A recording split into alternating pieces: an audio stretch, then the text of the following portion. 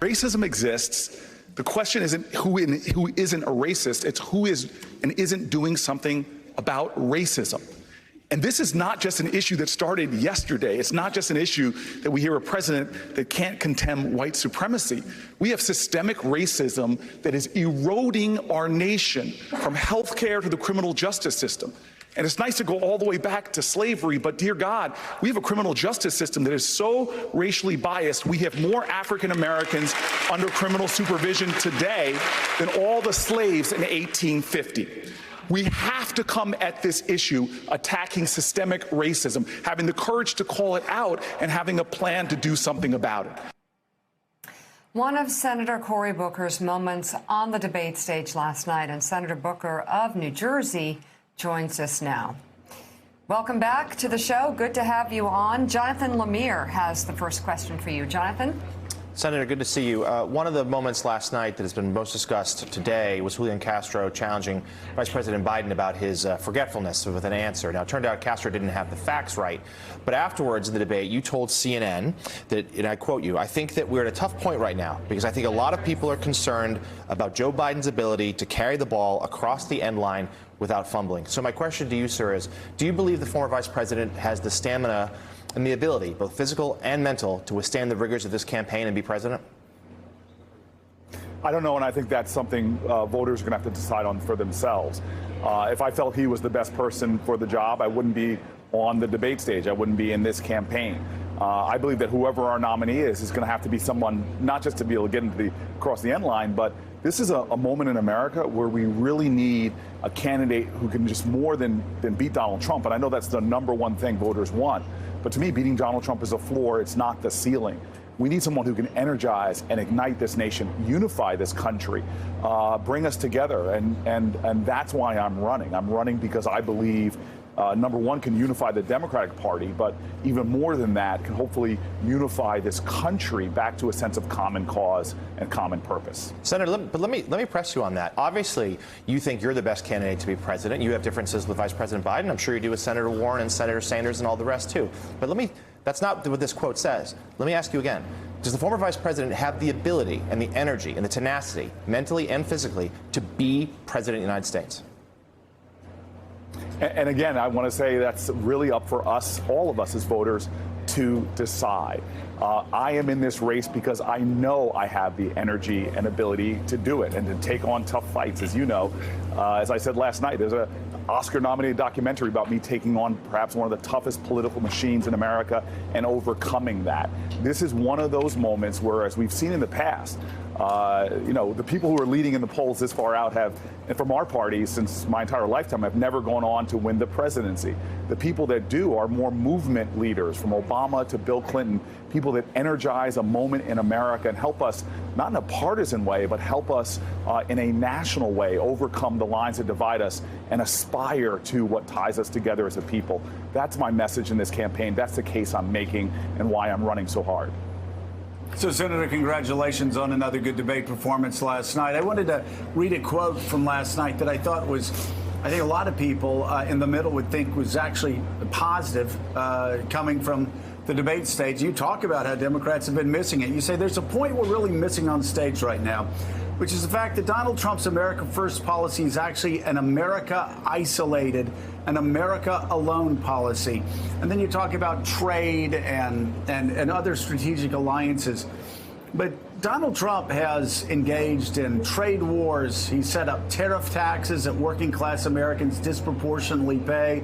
He's blown up a lot of our trading alliances with the assumption that people have to come back to us. They don't. As EU leaders said a couple of days ago, you know what, if Donald Trump wants to engage in trade wars, we're just going to start dealing with China. Does the Democratic Party, or I'll just say you can't speak for the whole party, but are you going to stake out a position going through this campaign that's closer to Barack Obama's position, Bill Clinton's position, a lot of mainstream Democrats' position on free trade, on fair trade, on opening America up to the world again after a period of isolation, trade wars, and tariffs that Donald Trump has really damaged the international company pushing forward?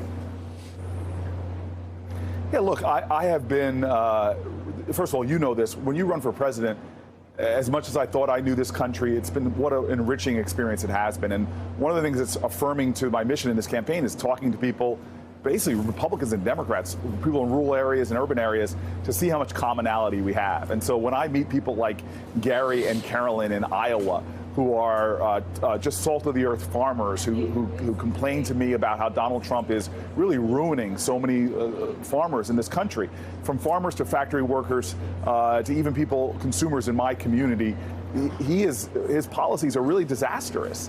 And this is not a partisan thing. And you know this because I have these conversations in Senate hallways or in the Senate gym or in private conversations with Republicans who there's a lot more agreement on these issues than disagreement. So I'm absolutely a believer that America can compete and win. In fact, we have to. We're a consumer-based economy, and the overwhelming majority of consumers are outside of our country. We've got to get out there and compete, and we've got to create a world where our number one competitor, China, where we're unifying democratic, free market people against this country that is violating international norms and taking on practices that, frankly, are undermining the ideals of free trade.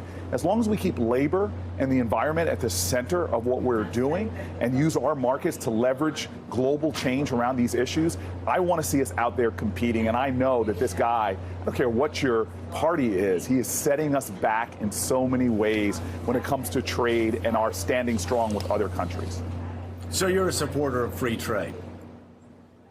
I have always been a supporter of free trade, but again, I just want to say we have made mistakes in the past when it comes to labor and labor rights in this country. We could have done a much better job, and you know this from dealing with the kind of adjustments, the difficult adjustments to a globalized world that we should be doing. I've been saying for a long time, I watch what countries from Switzerland to Germany have been doing in terms of apprenticeship programs, preparing people for the job dislocations in 21st century sort of job market. You see those countries have incredible programs for people mid-career who can shift over to apprenticeship training programs and get ready for the next job. We in America have to be ready to compete globally and have to keep labor and the kind of insecurity that comes when you lose your job and have a country that gives you no pathway to prosperity. We also have to make sure that we're getting more people to shift to our labor terms and really focusing on environmental concerns. I think we can do all of that. I think this isn't a tyranny of the or, it's a liberation of the and. Good morning, Corey. It's Claire. How are you today? It's Claire. I want to ask you. Hi, Claire. How are you? I'm good. I wanted to get that smile out of you before I continued. You know, one of the biggest challenges you have is the allure of fighting for an ideal, which can be inspirational, versus making promises that will not be kept. And you are really trying to inspire. You said last night, the phrase that stuck out for me was, we cannot sacrifice progress on the altar of purity. This is really hard, what you're trying to do.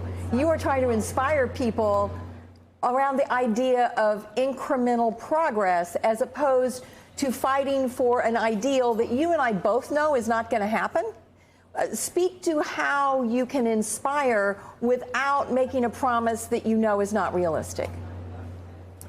You know, and that is often my frustration as a guy who actually had to run something. I ran a major American city, the biggest one in my state, and I always had to have that balance. Big, bold visions of where we can be because I needed to inspire people. But I had to deliver progress right away, and I think you can do both.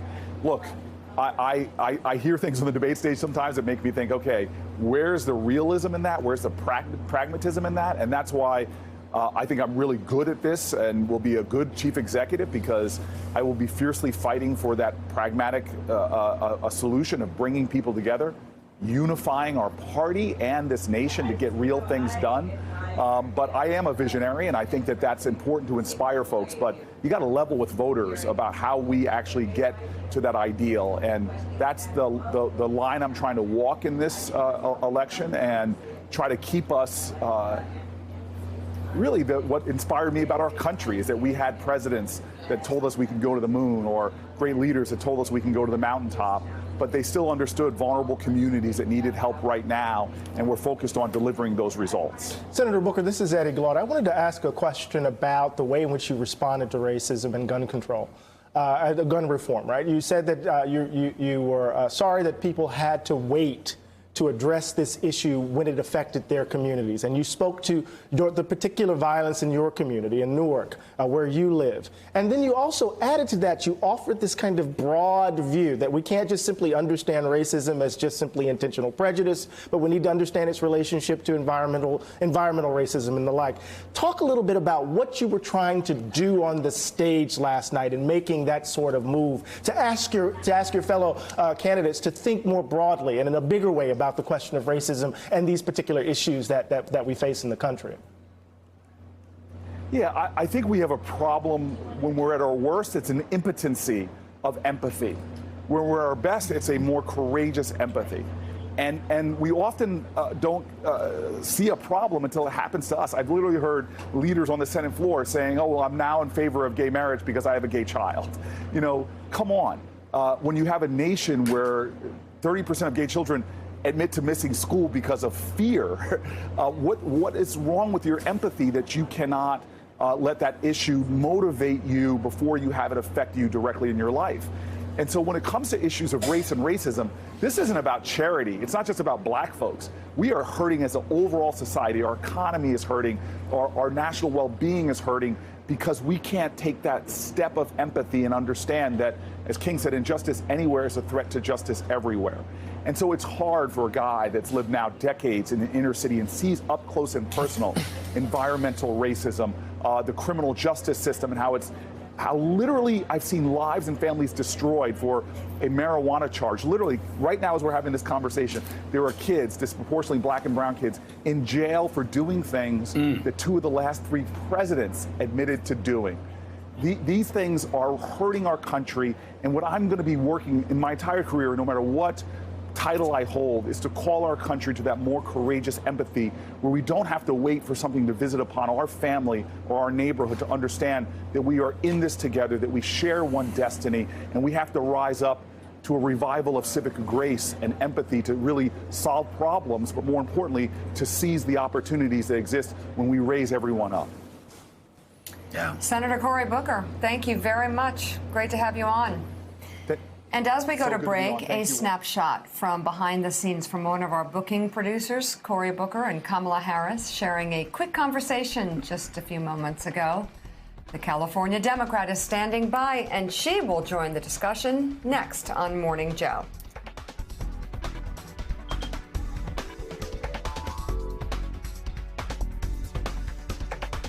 Thanks for checking out MSNBC on YouTube, and make sure you subscribe to stay up to date on the day's biggest stories. And you can click on any of the videos around us to watch more from Morning Joe and MSNBC. Thanks so much for watching.